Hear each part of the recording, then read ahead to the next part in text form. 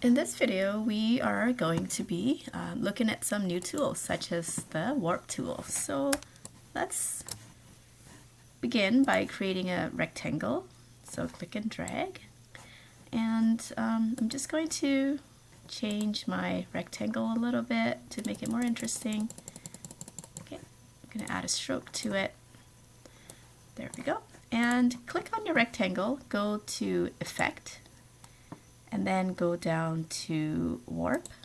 And there are many kinds of ways that you can warp your rectangle. So let's actually go over here and let's create a few copies of this rectangle that I have. So click Alt Shift. So what Shift does is it keeps it in line. Okay. Then I'm just going to duplicate that, press Alt and Shift. That holds it in line. There we go. So we have 8 rectangles now. I'm going to click on it again. On one of them, go to Effect, Warp, and Arc. So when you arc it, this is the effect you get. And you can also have a vertical bend. There we go. Or a horizontal bend. And you can distort it by making one side bigger than the other. All right, okay. And go, and you can leave it whichever way you want to. And if you want it to be smaller, you can click and drag that bounding box there. So what you see here is an effect that's applied to this rectangular shape. Okay, so at any time you can click on it, go to Window, Properties. So Window Properties here. Oh, where did it go? There we go, Window Properties, there it is. All right, and you can see the effect applied to it, warp. You can click on it and then you can change it at any time, okay?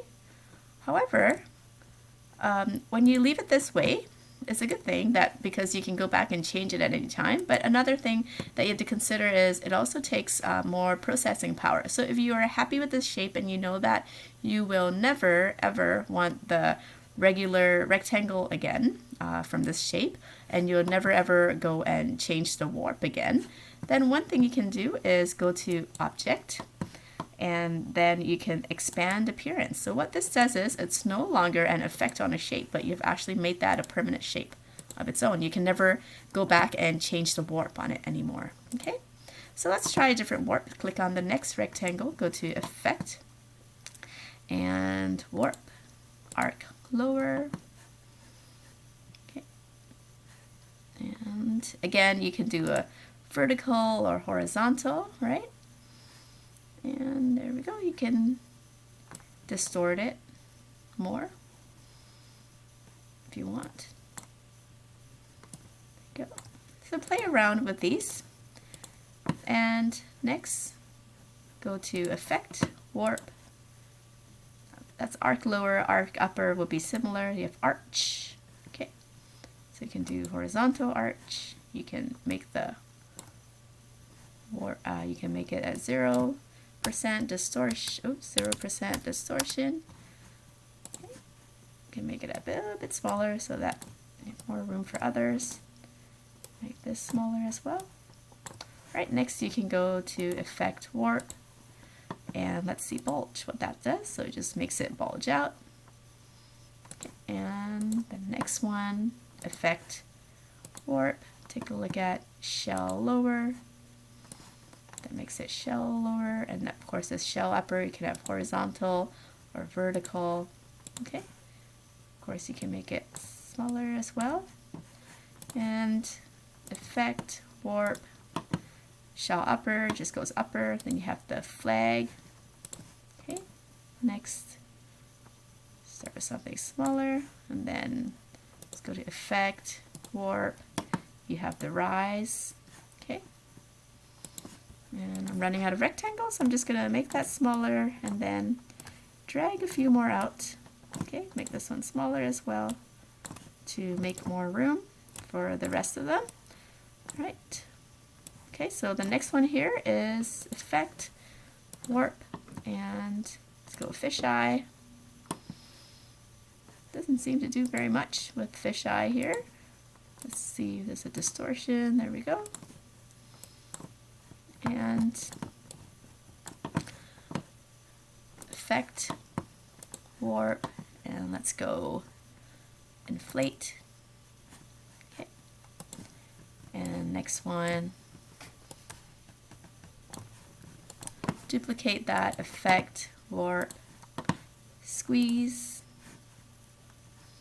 Of course, you can change how much you squeeze it, and effect, warp, twist.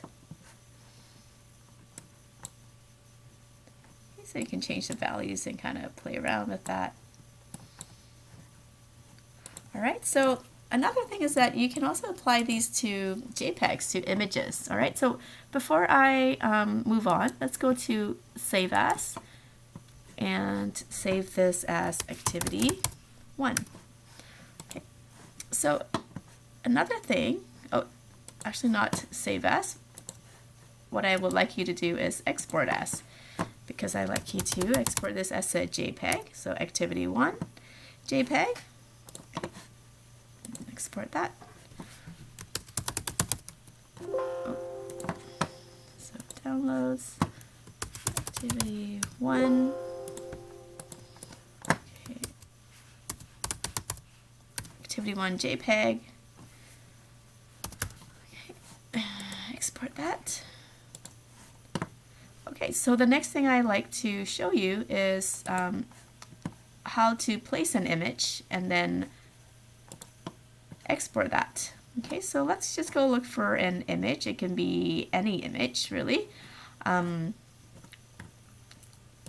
I have an image of a leaf here.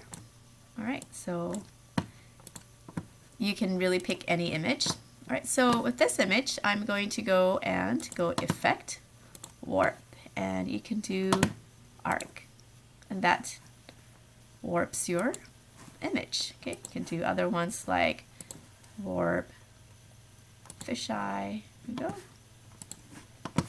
And just play around with it. You do not have to save it in your Activity 1, but I just wanted to kind of draw your attention to it and let you know that you can also apply it to a JPEG. It doesn't have to be a vector shape in Illustrator.